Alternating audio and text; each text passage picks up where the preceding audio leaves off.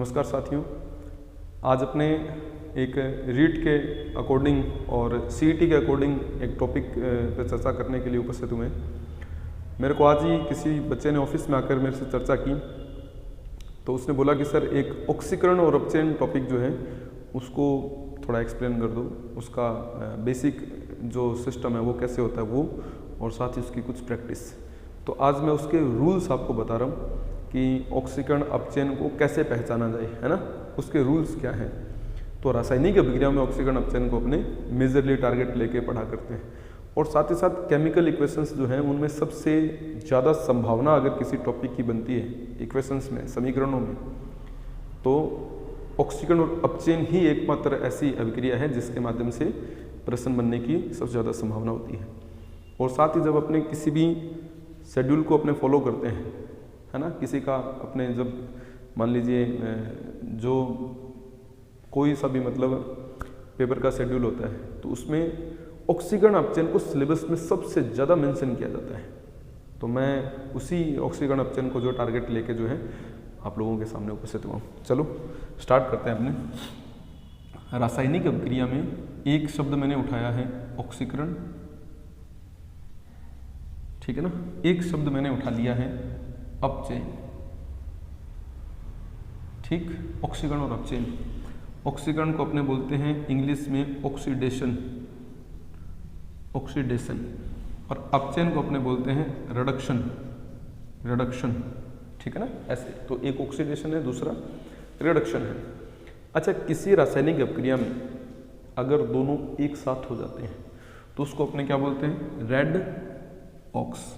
Red और aux दोनों का सम्मिलित स्वरूप क्या बनता है, रेडॉक्स।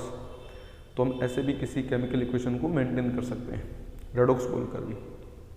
तो अभिक्रियाएं दो प्रकार की हैं, एक ऑक्सीकरण और एक अपचयन, जो मेजरली ज़्यादा प्रसिद्ध है वो।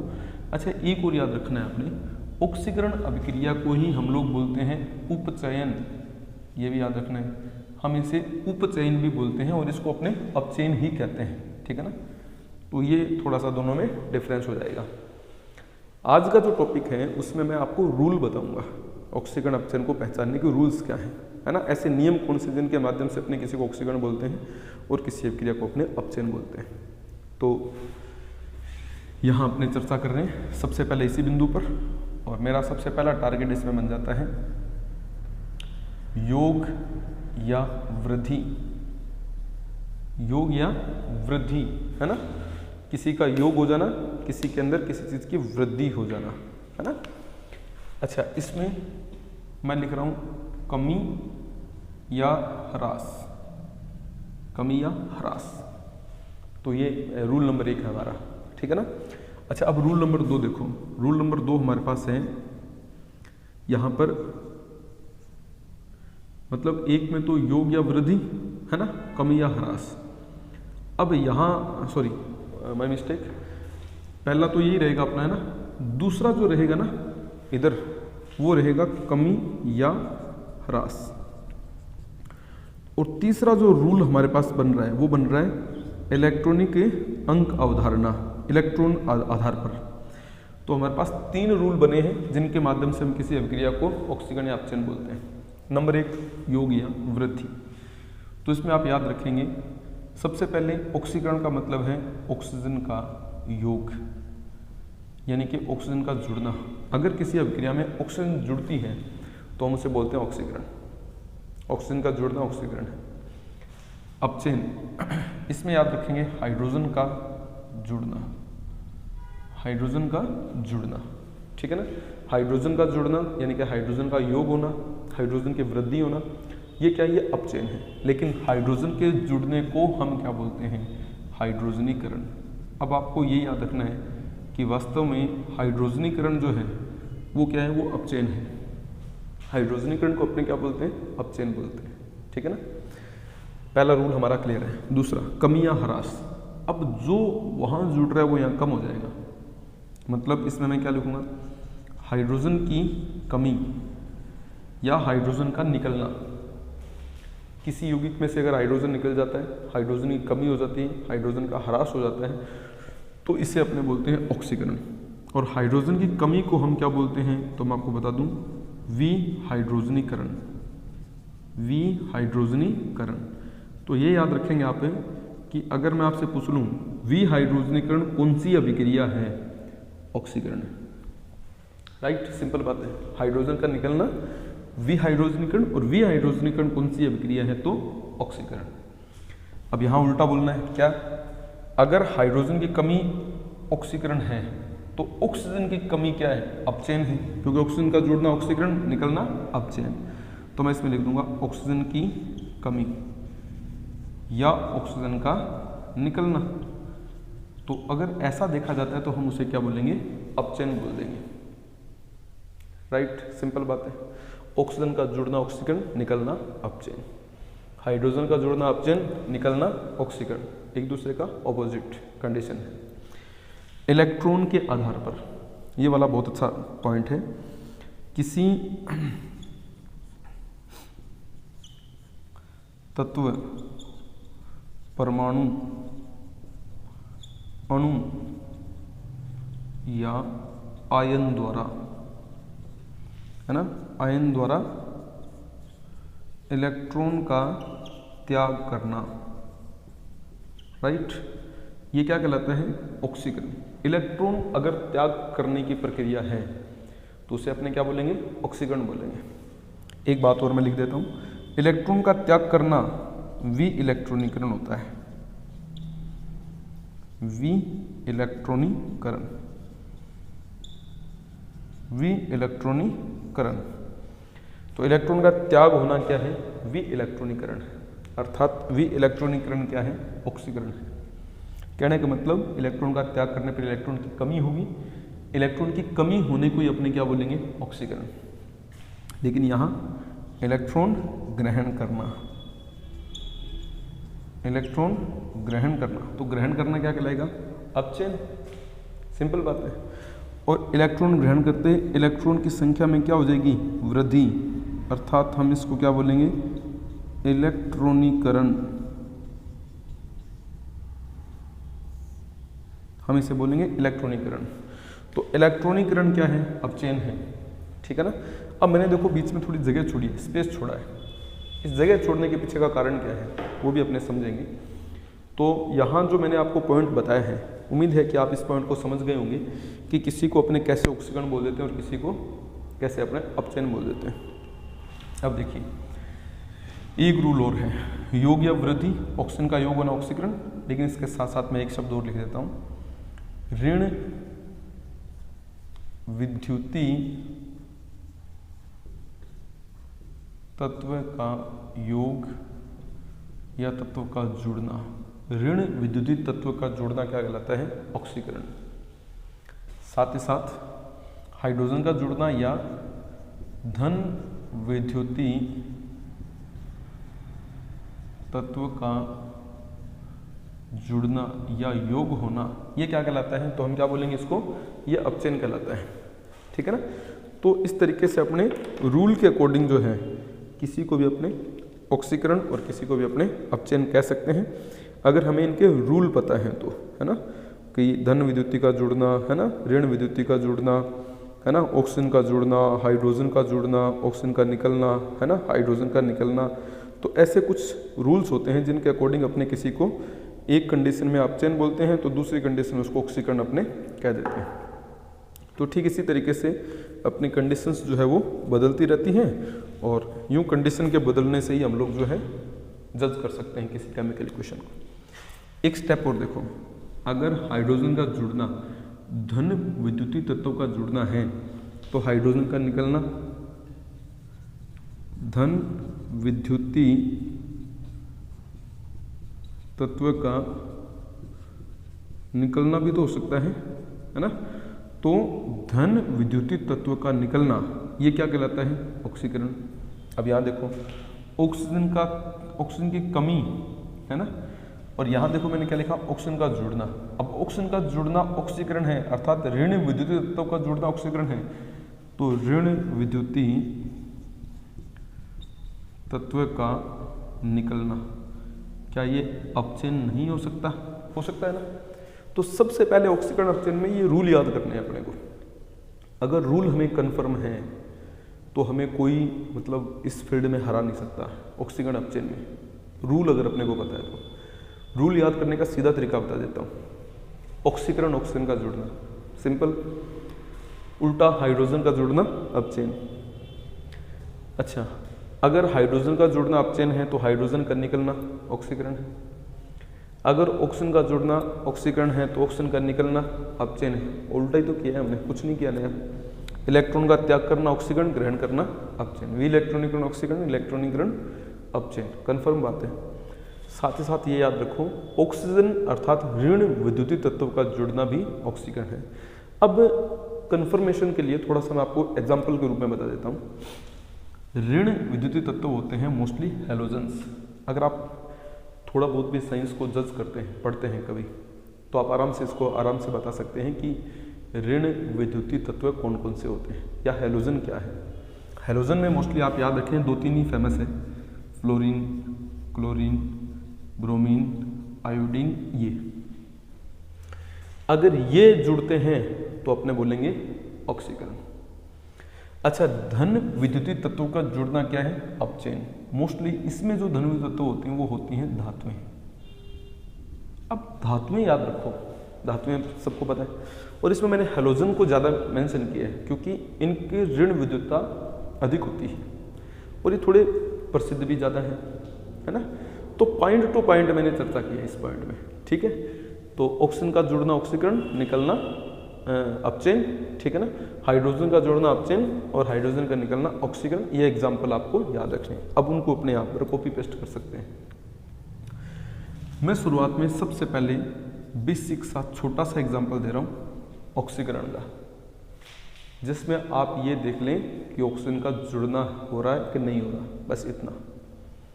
अगर ऑक्सीजन का जुड़ना आप देखेंगे तो आप आराम से बता सकते हैं कि ऑक्सीकरण है। इस बात का पता लगाने के लिए हमें सिर्फ एक छोटा सा काम करना है। किसी भी केमिकल इक्वेशन में अगर ऑक्सीजन प्लस में दिख रही है तो ऑक्सीकरण है। जैसा कि मैं बेसिक एग्जांपल देता हूँ, C+O2 = CO2। देखो ऑक्सीजन जुड़ा, यहाँ देख लो प्लस का मतलब क्या होता है? योग। कौन जुड़ रहा है? ऑक्सीजन। ऑक्सीजन जुड़ रही है, ऑक्सीकरण। सिंपल है, देखो कुछ भी टेंशन लेने की जरूरत नहीं। साधारण एग्जांपल, हाइड्रोजन का जुड़ना क्या है? अपचयन। मैं इसका एग्जांपल दे देता हूँ, Na+H2 = NaH। बैलेंस करने से संबंधित बात है, आराम से कर सकते हैं। इसको अपने बोलते हैं सोडियम हाइड्राइड। कईयों को लगेगा कि यार ये कौन सा फॉर्मूला आ गया, क्योंकि जब अपने को साइंस थोड़ी कम समझ में आती है तो हम टीचर को गलत ठहरा देते हैं। तो मैं नहीं चाहता कि आप यहाँ पर ये गलती करें। सोडियम हाइड्राइड यानी कि सोडियम के साथ हाइड्रोजन का योग हुआ है, सोडियम हाइड्राइड बना है। हाइड्रोजन ऐसा तत्व है जो इलेक्ट्रॉन का त्याग भी कर सकता है, ग्रहण भी कर सकता है। यह धनायन का भी रूप धारण कर सकता है और ऋणायन का भी रूप धारण कर सकता है। यहाँ पर हाइड्रोजन जो है वो ऋणायन रूप में है, तो यह हाइड्राइड कहलाएगा। हाइड्रोजन की बात हो रही है ना। हाइड्रोजन एक ऐसा तत्व है। तो ये हाइड्रोजन का जुड़ना क्या हो गया? अपचयन हो गया। मैं एक एग्जांपल और फिट कर देता हूँ, जैसे कि CH4+O2 = CO2+H2O, ठीक है ना। अब यह हाइड्रोजन है। बैलेंस करने से संबंधित बात है। बैलेंस की अपने को कोई चिंता नहीं है ना। मैंने देखो ये कर दिया, और ये कोई शायद ही किसी को प्रॉब्लम होगी। आप सिर्फ इतना देखो, प्लस मतलब योग हो रहा है, किसका? ऑक्सीजन का योग हो रहा है, ऑक्सीकरण हो गया ना। अब देखो कार्बन में भी ऑक्सीजन जुड़ी, हाइड्रोजन में भी ऑक्सीजन जुड़ी, तो ऑक्सीजन तो जुड़ रही है, अर्थात क्या हो रहा है? ऑक्सीकरण। पॉइंट है समझने लायक। हाइड्रोजन का जुड़ना अपचयन है। मैं इसका एक छोटा सा एग्जांपल और दे देता हूँ, आप देखिए। N2+H2 = NH3, है ना। 2NH3 3H2 बैलेंस करने का प्रोसेस है। प्लस मतलब जुड़ना, कौन जुड़ रहा है? हाइड्रोजन। हाइड्रोजन का जुड़ना क्या है? अपचयन। तो देखो नाइट्रोजन में कौन जुड़ा? हाइड्रोजन। क्या बन गया? अमोनिया बन गया। क्या हम लोग माइनर से इस एग्जांपल से ऑक्सीकरण अपचयन नहीं समझ पा रहे? मुझे उम्मीद है कि समझ गए होंगे, ठीक है ना, क्योंकि बड़ा सिंपल मैंने एग्जांपल दिया है। ये तो है ऑक्सीजन के आधार पर। अब मैं आपको एग्जांपल दे रहा हूँ ऋण विद्युतीय तत्व के आधार पर। अगर आप इसको समझ जाते हैं तो 100% हम लोग इस बात को कवर कर देंगे। मैं अब दूसरा एग्जांपल दे रहा हूँ आपको, Mg plus Cl2 is equal to MgCl2। थोड़ा ध्यान देंगे अब, प्लस जुड़ा है, कौन जुड़ा है? क्लोरीन, क्लोरीन जुड़ा है। क्लोरीन कौन है? ऋण विद्युतीय तत्व है। तो क्लोरीन का जुड़ना अर्थात ऋण विद्युतीय तत्व का जुड़ना क्या है? ऑक्सीकरण। तो दी गई अभिक्रिया भी क्या है? ऑक्सीकरण है। सिंपल है एकदम, कोई टेंशन नहीं, सारे ऑक्सीकरण के एग्जाम्पल। अच्छा, धन विद्युतीय तत्व का जुड़ना,